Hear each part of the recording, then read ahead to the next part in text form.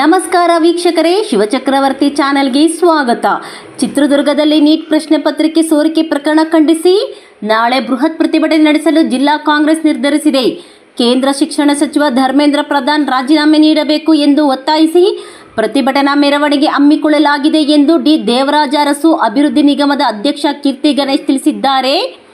ಚಿತ್ರದುರ್ಗ ಜಿಲ್ಲಾ ಕಾಂಗ್ರೆಸ್ ಕಚೇರಿಯಲ್ಲಿ ನಡೆದ ಪತ್ರಿಕಾಗೋಷ್ಠಿಯಲ್ಲಿ ಮಾತನಾಡಿದ ಡಿ ದೇವರಾಜ ಅರಸು ಅಭಿವೃದ್ಧಿ ನಿಗಮದ ಅಧ್ಯಕ್ಷ ಕೀರ್ತಿ ಗಣೇಶ್, ನೀಟ್ ಪರೀಕ್ಷೆಯ ಪ್ರಶ್ನೆ ಪತ್ರಿಕೆ ಸೋರಿಕೆ ಪ್ರಕರಣವನ್ನು ಗಂಭೀರವಾಗಿ ಪರಿಗಣಿಸಬೇಕಾಗಿದೆ.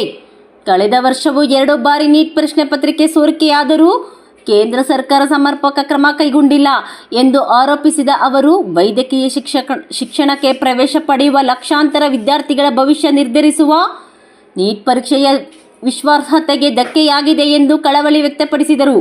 ಪ್ರಶ್ನೆ ಪತ್ರಿಕೆ ಸೋರಿಕೆ ಹಿನ್ನೆಲೆಯಲ್ಲಿ ಸಂಕಷ್ಟಕ್ಕೀಡಾದ ವಿದ್ಯಾರ್ಥಿಗಳು ಹಾಗೂ ಕುಟುಂಬಗಳ ಬಗ್ಗೆ ಕೇಂದ್ರ ಸರ್ಕಾರ ನಿರ್ಲಕ್ಷ್ಯ ವಹಿಸಿದೆ ಎಂದು ಟೀಕಿಸಿದ ಕೀರ್ತಿ ಗಣೇಶ್, ಕೇಂದ್ರ ಶಿಕ್ಷಣ ಸಚಿವ ಧರ್ಮೇಂದ್ರ ಪ್ರಧಾನ್ ನೈತಿಕ ಹೊಣೆ ಹೊತ್ತು ರಾಜೀನಾಮೆ ನೀಡಬೇಕು ಎಂದು ಆಗ್ರಹಿಸಿದರು.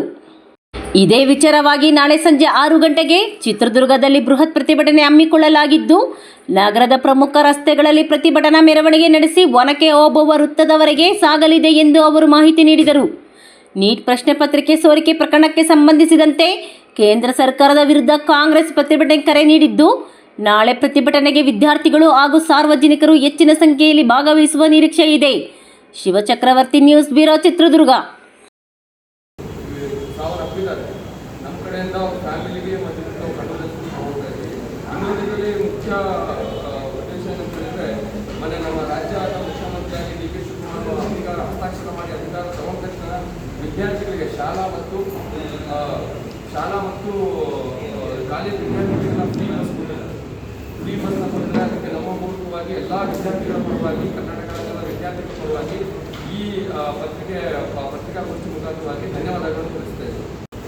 ಎಲ್ಲ ಮಾಧ್ಯಮಗಳಿಗೆ ಇವತ್ತು ವಿಶೇಷವಾಗಿ ಆಹ್ವಾನಿಸುತ್ತೇವೆ. ಮತ್ತು NSUIನ ಪದಾಧಿಕಾರಿಗಳು ಮತ್ತು PCC ಪದಾಧಿಕಾರಿಗಳಿಗೆ ಎಲ್ಲರನ್ನು ಸ್ವಾಗತ ಬಯಸ್ತಾ, ಇವತ್ತು 6ನೇ ತಾರೀಕು ಸಂಜೆ 5 ಗಂಟೆಯಿಂದ 5:30 ಅಂಜಿನ ಮೆರವಣಿಗೆ ಬಂದ್ಬಿಟ್ಟು ನೀಲಕಂಠೇಶ್ವರ ದೇವಸ್ಥಾನದಿಂದ ಪಂಚಭೌತದವರೆಗೂ ಮಾಡ್ತಾ ಇದ್ದೀವಿ. ಅದಕ್ಕೆಲ್ಲ ಸಹಕಾರ ಇರಬೇಕು ಮತ್ತು ಭಾಳಷ್ಟು ವಿದ್ಯಾರ್ಥಿಗಳು ಇದನ್ನು ಭಾಗವಹಿಸಬೇಕು ಅಂತ ಹೇಳ್ಬಿಟ್ಟು ನಾವು ಈ ಪತ್ರಿಕಾಗೋಷ್ಠಿಯನ್ನು ಕೇಳ್ಕೊಳ್ತೀವಿ. ಇದರ ಬಗ್ಗೆ ನಮ್ಮ ರಾಷ್ಟ್ರೀಯ ಪ್ರಶ್ನೆ ಪತ್ರಿಕೆಯಿಂದ ಹೋದ ವರ್ಷವೂ ಸಹ 2 ಬಾರಿ ನೀಟ್ ಪ್ರಶ್ನೆ ಪತ್ರಿಕೆ ಸೋರಿಕೆ ಆಗಿದೆ. ಆದರೂ ಸಹ ಧರ್ಮೇಂದ್ರ ಪ್ರಧಾನ್ ಅವರೇ ನಿರೀಕ್ಷೆ, ಆವಾಗಲೂ ಸಹ ಸರ್ಕಾರ ಅದೇ ವಿಧವಾದ ಕ್ರಮ ಈಗಲೂ ಪ್ರಶ್ನೆ ಪತ್ರಿಕೆ ಸೋರಿಕೆ ಆಗಿದೆ. ನಮ್ಮ ಮಾಧ್ಯಮದಲ್ಲಾಗಿರ್ಬೋದು, ನಮ್ಮ ವಿವಿಧ ಮಾಧ್ಯಮದಲ್ಲಿ ನಾವೇ ಪ್ರಚಾರ ಮಾಡ್ತಾ ಇದ್ವಿ. 2 ಲಕ್ಷಕ್ಕೆ 10 ಲಕ್ಷಕ್ಕೆ ಒಂದು ಪ್ರಶ್ನೆ ಪತ್ರಿಕೆ ಸೋರಿಕೆ ಆಗ್ತದೆ. ಇದನ್ನು ನಾವು ಯಾಕೆ ಗಂಭೀರವಾಗಿ ಪರಿಗಣಿಸಬೇಕು ಅಂತಂದರೆ, ನೀಟ್ ಅನ್ನೋದು ಒಂದು ಮಾನವ ಜೀವನಕ್ಕೆ ಸಂಬಂಧಪಟ್ಟಿದೆ. ಯಾಕೆ ಅಂತಂದರೆ, ಯಾರು ಇವತ್ತು ನೀಟ್ ಬರೀತಾರೆ ಅವರೆಲ್ಲರೂ ಡಾಕ್ಟರ್ಸ್ ಆಗಿರ್ತಾರೆ. ಈ ವ್ಯವಸ್ಥೆಯಲ್ಲಿ ಅವರು ಭಾಳ ಒಂದು ದೊಡ್ಡದಾದಂಥ ಒಂದು ಪಾತ್ರನ ನಿರ್ವಹಿಸ್ತಿದ್ದಾರೆ. ಒಬ್ಬ ರೋಗಿಗಾಗಿರ್ಬೋದು, ಎಷ್ಟೋ ಜನಕ್ಕೆ ಚಿಕಿತ್ಸೆ ಕೊಡುವಂಥ ಒಂದು ಕೆಲಸಕ್ಕೆ ಇವತ್ತು ಯಾವುದಾದ ಒಂದು ಅಡಿಪಾಯ ಇತ್ತು ಅಂತಂದರೆ ಅದು ನೀಟ್ ಎಕ್ಸಾಮ್ ಅಂತ ಹೇಳಿದ್ರೆ ತಪ್ಪಾಗಲ್ಲ.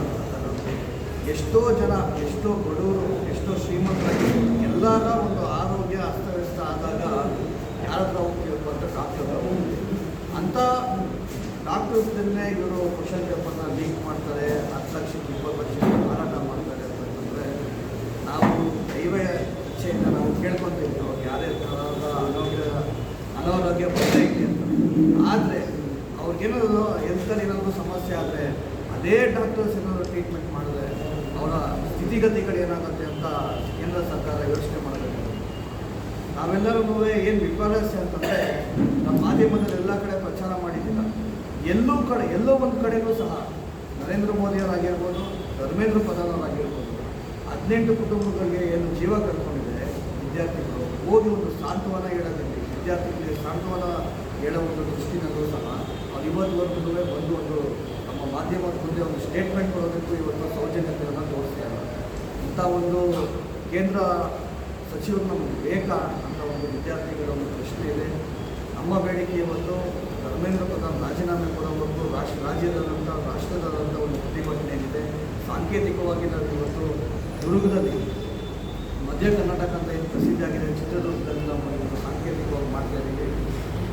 ನಮ್ಮ ಮೂಲ ಏನು ಅಂತಂತಂದರೆ ಧರ್ಮೇಂದ್ರ ಪ್ರಧಾನ್ ಅವರು ರಾಜೀನಾಮೆ ಕೊಡೋದು. ಮತ್ತು ಇನ್ನೊಂದು ವಿಚಾರ, ನೀಟು ಇನ್ನೇನು ಮುದ್ದೆ ಇಲ್ಲ ಅನ್ನೋ ಸಮಸ್ಯೆನೇ ಬಗೆಹರಿಲ್ಲ ಅಂತಂದಾಗ CBSE ಏನು ಆನ್ಸರ್ ಸ್ಕ್ರಿಪ್ಟ್ ಏನಿದೆ, ಏನು ರಿಸಲ್ಟ್ ಏನಿದೆ ಅದರಲ್ಲಿ ಗೊಂದಲ, ಅದರಲ್ಲಿ ಘೋಷಣೆ ಮಾಡಿ ಯಾರ್ಯಾರು ಬೇಕು ಅವ್ರನ್ನ ಪಾಸ್ ಮಾಡೋಂಥ ಒಂದು ಗೊಂದಲ ಇದೆ. ಸೊ ಅದರ ವಿರುದ್ಧವೂ ಸಹ ನಾವು ಪ್ರತಿಭಟನೆಯನ್ನು ಮಾಡ್ತಾಯಿದ್ದೀವಿ.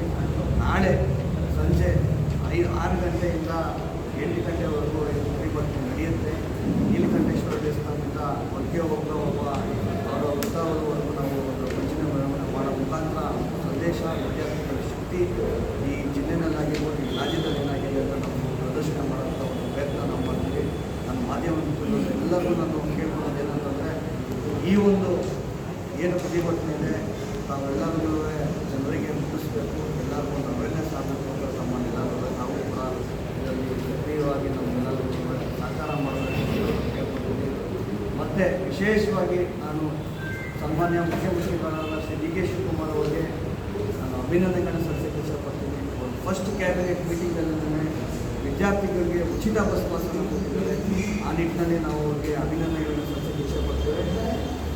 ಇದೇ ಥರ ವಿದ್ಯಾರ್ಥಿಗಳ ಪರ, ಯುವಕರ ಪರ ಅವರು ಕೆಲಸ ಮಾಡಿ ನಾವು ಕೂಡ ಅವ್ರಿಗೆ ಕೈ ಜೋಡಿಸ್ತೀವಿ ಅಂತ ಈ ಸಂದರ್ಭದಲ್ಲಿ ನಾನು ಅಭಿನಂದನೆಗಳು ಸಲ್ಲಿಸ್ತಾ ನನ್ನ ಮಾತನ್ನು ಮುಗಿಸೋದಕ್ಕೆ ನಮಸ್ಕಾರ. ಜೈ ಪತ್ರಿಕೆ ಸೋರಿಕೆ ಆಗಿದ್ದು, ಆ ಸೋರಿಕೆ ಆಗಿದ್ದಲ್ಲಿ ಭಾಳಷ್ಟು ಜನ ಅದ್ರ ಬಗ್ಗೆವಾಗಿ ಒಂದು ಪ್ರೆಸ್ಮೆಂಟ್ ಮಾಡ್ತಾ ಇದ್ದಾರೆ.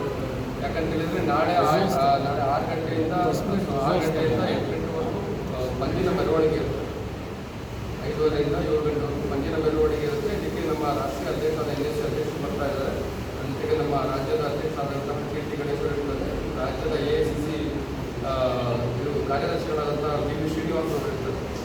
ಇದು ಮುಖ್ಯವಾಗಿ ನಾವು ಮಾಡ್ತಾ ಇರೋದು ಏನಂತ ಹೇಳಿದ್ರೆ, ವೈದ್ಯಕೀಯ ನೀಟ್ ಬರೆಯೋದು, ವಿದ್ಯಾರ್ಥಿಗಳು ನೀಟ್ ಬರೆಯೋದು ಎಕ್ಸಾಮು ವೈದ್ಯಕೀಯವಾಗಿ ಶಿಕ್ಷಣವನ್ನು ಮುಂದುವರಿಸಲಿಕ್ಕೆ ಬಂತು. ಇವಾಗ ಭವಿಷ್ಯ ಹೇಗಾಗ್ಬಿಟ್ಟಿದೆ ಅಂದರೆ, ತಂದೆ ತಾಯಿಗಳು ತಮ್ಮ ದುಡ್ಡು, ಹಣ, ವಿದ್ಯಾರ್ಥಿಗಳು ತಮ್ಮ ಭವಿಷ್ಯ ಎಲ್ಲ ಇಟ್ಟು ಎಕ್ಸಾಮ್ ಬರೆದಿದ್ರೆ ಈ ಥರ ಪ್ರಶ್ನೆ ಪತ್ರಿಕೆ ಸೋರಿಕೆಯಾಗಿ ಭಾಳಷ್ಟು ವಿದ್ಯಾರ್ಥಿಗಳು ಸಾವನ್ನಪ್ಪಿದ್ದಾರೆ. ಈಗ ರೀಸೆಂಟಲ್ಲಿ 2015 ಆಯಿತು, 2024 ಆಯಿತು, ಮತ್ತೆ 2025-26 ಆಗಿದೆ. ಸೊ ಈ ಥರ ನಡ್ಕೊಂಡು ಬಂದರೆ ಆ ಥರ ವಿದ್ಯಾರ್ಥಿಗಳಿಗೆ ಯಾವ ರೀತಿಯಾಗಿ ಕೇಂದ್ರ ಸರ್ಕಾರ ಏನವರಿಗೆ ಕಾಂಪನ್ಸೇಟ್ ಮಾಡುತ್ತೆ ಅನ್ನೋದ್ರ ಬಗ್ಗೆ ನಾವು ಯೋಚನೆ ಮಾಡಬೇಕಾಗುತ್ತೆ. ಅದಕ್ಕೋಸ್ಕರವಾಗಿ ಇವಾಗ ನಮ್ಮ ರಾಜ್ಯ ಮತ್ತು ರಾಷ್ಟ್ರ ಮಟ್ಟದಲ್ಲಿ ಮತ್ತು ದೊಡ್ಡ ಆಂದೋಲನಗಳು ಮಾಡ್ತಾ ಇದ್ದೇವೆ. ಇದರ ಮೂಲ ಉದ್ದೇಶಗಳು ಈಗ ಪಾರದರ್ಶಕತೆಯಾಗಿ ಇದ್ರ ಬಗ್ಗೆ ವ್ಯವಸ್ಥಿತವಾಗಿ ಇದ್ರ ಬಗ್ಗೆ ಇದನ್ನು ತನಿಖೆ ಆಗಬೇಕು. ಈ ಅಕ್ರಮ ಭಾಗಿಯಾಗಿರೋದು ಕಠಿಣ ಕ್ರಮ ತಗೋಬೇಕು. ಅದ್ರ ಜೊತೆಯಾಗಿ ಆತ್ಮಹತ್ಯೆ ನೀಟ್ ಎಕ್ಸಾಮ್ ಬಂದ್ಬಿಟ್ಟು ಪಾಸಾಗಿ ಈ ಎಕ್ಸಾಮ್ ಮತ್ತೆ ಕ್ಯಾನ್ಸಲ್ ಆದಾಗ ಆತ್ಮಹತ್ಯೆ ಮಾಡಿರೋಂಥ ವಿದ್ಯಾರ್ಥಿಗಳ ಬಗ್ಗೆ ಕುರಿತಾಗಿ ಸ್ವಲ್ಪ ಕೇಂದ್ರ ಸರ್ಕಾರ ಯೋಚನೆ ಮಾಡಬೇಕು. ಮತ್ತು ವಿದ್ಯಾರ್ಥಿಗಳಿಗೆ ಇದರಿಂದ ಮಾನಸಿಕ ಮತ್ತು ಸಮಾಲೋಚನೆ, ಅವರ ಮಾನಸಿಕ ಆರೋಗ್ಯ ಕೆಟ್ಟಿರೋದ್ರಿಂದ ಸಮಾಲೋಚನೆ ವ್ಯವಸ್ಥೆ ಬಗ್ಗೆ ಬಲಪಡಿಸುವ ಪ್ರೋಗ್ರಾಮ್ಗಳನ್ನ ಮಾಡ್ಕೋಬೇಕು.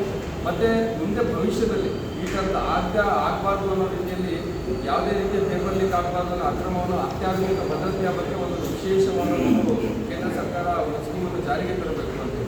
ಇದ್ರ ಜೊತೆಗೆ ಮತ್ತೊಂದು ನಾವು ಇದ್ರ ಜೊತೆಗೆ CBSE 10ನೇ ತರಗತಿ ಏನು ನಮ್ಮ ಕೇಂದ್ರೀಯ ಪ್ರೌಢಶಿಕ್ಷಣ ಮಂಡಳಿ CBSEಯಲ್ಲಿ OSM ಅನ್ನೋ ಒಂದು ಸಿಸ್ಟಮ್ನ ಯೂಸ್ ಮಾಡಿಬಿಟ್ಟು ಅದನ್ನ ಇದು ಮಾಡ್ತಾರೆ. ಅದು ನಮ್ಮ ಲೋಕಸಭೆಯ ಆಪೋಸಿಷನ್ ಲೀಡರ್ ಆದಂಥ ರಾಹುಲ್ ಗಾಂಧಿ ಅವರು ಕ್ವಶನ್ ಏನು ಮಾಡಿದ್ದಾರೆ ಅಂತ ಹೇಳಿದ್ರೆ, ಆನ್ ಸ್ಕ್ರೀನಿಂಗ್ ಮಾರ್ಕಿಂಗ್ ಏನಿದೆ ಇದನ್ನು ಒಂದು OMPET ಎಜುಟೆಕ್ ಅನ್ನೋ ಒಂದು ಕಂಪ್ನಿ ಕೊಟ್ಟಿರೋದು. ಈ ಕಂಪ್ನಿ ಇದರಲ್ಲಿ ಭಾಳಷ್ಟು ಬೇರೆ ಆದಂಥ ಹೆಸರುಗಳಲ್ಲಿ ಸಂಬಂಧಿತ ಕಂಪನಿ ಈಗ ಯೋಜಿತವಾದ ಸಂಚುಗಳು ನಡೆಸಿಕೊಂಡು ಬೇರೆ ಕ್ರಿಮಿನಲ್ ಆಕ್ಟಿವಿಟೀಸ್ ತೊಡಗಿದೆ. ಇದರಲ್ಲೂ ಕೂಡ ಡೌನ್ ಇದೆ ಅಂತ ಹೇಳಿದ್ದಾರೆ. ಇದ್ರ ಬಗ್ಗೆಯೂ ಸಹ ನಾವು ಈ ಪ್ರೊಟೆಸ್ಟಲ್ಲಿ ಇದ್ರ ಬಗ್ಗೆಯೂ ಮಾತಾಡ್ತಾ ಇದ್ದೀವಿ. ಅದ್ರ ಜೊತೆಗೆ